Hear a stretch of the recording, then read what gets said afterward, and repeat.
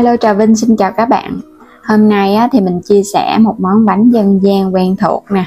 Bên trong thì có nhân đậu xanh kết hợp với nước lá dứa. Và mình thấy công thức này bánh cực kỳ ngon luôn á. Để qua ngày hôm sau bánh của mình vẫn dẻo mềm, không hề bị cứng. Thì bây giờ mời các bạn mình cùng xem video nha. Mình nấu 100g đậu xanh, thì phần đậu này các bạn vào rửa sạch, mình ngâm nước trước cho nó mềm á, cho vào 300ml nước để nấu.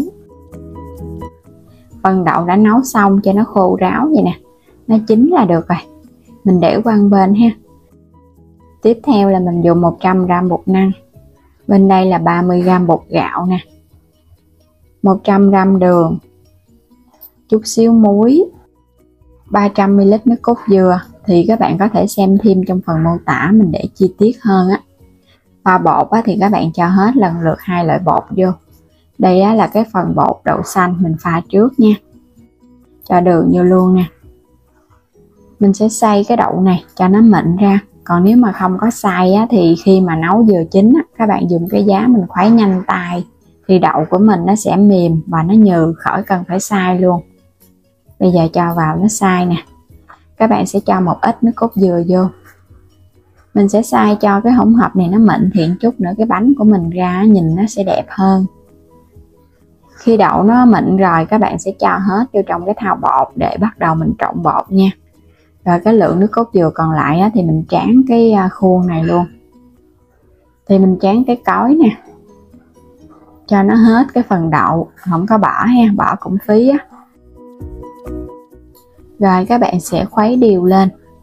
Thì cái hỗn hợp này mình thấy cái lớp đậu xanh của mình sẽ pha nó nhiều hơn cái lớp lá dứa nha. Còn nếu mà các bạn thích cái hai lớp nó bằng nhau thì có thể tăng thêm chút xíu nữa, mình sẽ pha tiếp cái phần nước lá dứa.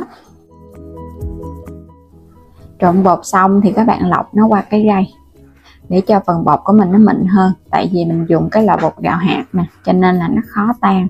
Các bạn dùng loại mịn cũng được nữa, nó nhanh tan hơn. Tiếp theo là mình có một chén bột năng 150g, 50g bột gạo, 150g đường, chút xíu muối. Và đây là 100ml nước cốt dừa ép, 300ml nước lá dứa xay.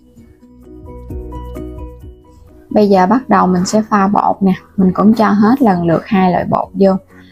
Đây là cái phần lá dứa, cho nên là mình dùng cái phần bột năng và bột gạo thì công thức nó khác cái lớp đậu xanh. Mình sẽ múc ra một muỗng canh bột cho vào trong cái chảo. Các bạn sẽ cho hết lượng đường vô. Mình lấy trùng sơ với một ít nước lá dứa nha, khoảng 200ml thôi. Cái bước này giúp cho bột của mình nó sệt hơn và mình có thể đổ bánh liền, không có cần phải để lâu cho bột nghỉ á. Khuấy cho nó tan ra mịn hoàn toàn luôn nha. Để qua bên đi. Rồi bây giờ mình cho cái phần nước lá dứa còn lại vô để trộn bột nè, cùng với nước cốt dừa. Mình cho thêm vài giọt màu thực phẩm nữa nha. Còn nếu các bạn không thích thì bỏ qua. Cho thêm màu là giúp cho cái màu lá dứa của mình hấp lên nó tươi hơn, nó không có bị sậm màu. Cũng trộn cho cái hỗn hợp bột này nó tan mịn ra. Phần bột của mình nó tan vậy là được rồi đó. Bắt cái phần nước mà lấy trùng nè, mình đem lên trên chảo để lửa dừa thôi, các bạn khuấy liên tục. Thì cái bước này là mình thấy bánh của mình nó có độ mềm ngon, mà nó để nguội nó không có bị cứng á. Thì còn nếu các bạn không có thích cái bước này thì mình bỏ qua, cho bột trực tiếp vô cũng không sao nha. Rồi bột còn đang nóng thì các bạn cho hết vào trong cái thau bột luôn. Cái nước lấy trùng thì mình có thể hấp bánh ngay luôn. Còn nếu các bạn không có làm cái bước này thì mình trộn bột xong mình để cũng khoảng 15 phút cho đến nửa tiếng để cho bột nó nghỉ thì nó mới ngon. Giờ mình thấy bột của mình nó sệt lại vậy nè, nó sệt và nó thơm lắm. Sẽ lọc nó qua cái rây nha, tại vì những cái lợn cợn hồi nãy phần bột nó chưa có được mịn. Các bạn lọc cho nó kỹ. Khuôn này thì mình dùng khuôn 18, quét sơn lớp dầu rồi hấp nóng khuôn. Nước trong nồi cũng sôi thì khuôn cũng hấp nóng rồi. Các bạn sẽ khuấy đều hai cái phần bột này. Cái lớp đậu xanh thì nó nhiều hơn, cho nên là mình sẽ dùng cái lớp đậu xanh đổ trước. Khuôn nóng thì các bạn hãy cho vô nha, bánh nó sẽ không có bị dính. Lớp đầu này thì mình hấp 5 phút với lửa trên trung bình. Sau 5 phút là cái lớp bột nó trong lại nó đặc thì mình cho tiếp cái lớp lá dứa lên khoảng 150g.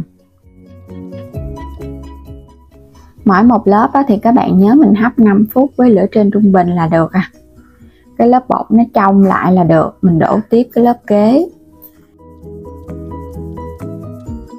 Và đây là cái lớp cuối cùng nè. Mình phủ đều 2 lớp đậu xanh ở ngoài rìa. Và lớp cuối các bạn hấp 20 phút cho nó chín hẳn nha. Sau 20 phút thì mình tắt bếp luôn được rồi. Bánh của mình nó chín rồi đó. Lấy khuôn bánh ra chờ cho nó nguội một chút rồi mình hãy lấy ra khỏi khuôn, nó sẽ dễ hơn, nó không có bị dính. Mình để vô trong cái thau nước ngâm cho nó nhanh. Bánh nhìn hấp dẫn quá ha, lớp bề mặt nó mịn nè. Đây là cái lớp đậu xanh ở bên trên, ở bên dưới cũng lớp đậu xanh luôn. Và mình xen 3 lớp lá dứa. Nhìn cái bánh quá trời ngon luôn các bạn ơi. Có nước cốt dừa nên cầm lên cái bánh nó bóng. Mà nó bánh này đặc biệt là phải có nước cốt dừa béo. Và màu lá dứa mình xay ra nó phải thơm thì ăn nó mới ngon. Còn nếu các bạn thích thơm hơn nữa có thể cho vào một chút xíu vani ở trong cái lớp đậu xanh. Cắt ra những cái lát mỏng mỏng. Bánh da lợn lá dứa, một món ăn huyền thoại của người miền Tây. Vừa có cái độ béo bùi, vừa có cái độ thơm ngon. Cắt càng mỏng thì các bạn thấy cái độ dai ngon của bánh nè. Kết hợp với đậu xanh thì mình thấy nó bùi bùi ha. Nhưng mà hai cái lớp này mình làm nó sẽ không có bị mềm vỡ mà cũng không có quá dai đâu. Mình ăn trong ngày không hết, cứ để yên đừng có cắt thì qua ngày hôm sau các bạn ăn vẫn ngon luôn. Cái lớp mặt nó cũng không có khô nữa. Bánh dai dai mềm mềm, thơm phức, béo nước cốt dừa. Độ ngọt cũng đậm đà nha. Nếu mà ít ngọt hơn thì các bạn có thể giảm đường, hoặc là thích ngọt đậm đà thì có thể tăng đường. Công thức này là mình làm thấy nó vừa luôn thích hợp để làm bán luôn. Thì mỗi một miếng nhỏ nhỏ các bạn cắt ra thì mình bán khoảng 3.000 miếng ha. Bánh rất là ngon luôn các bạn.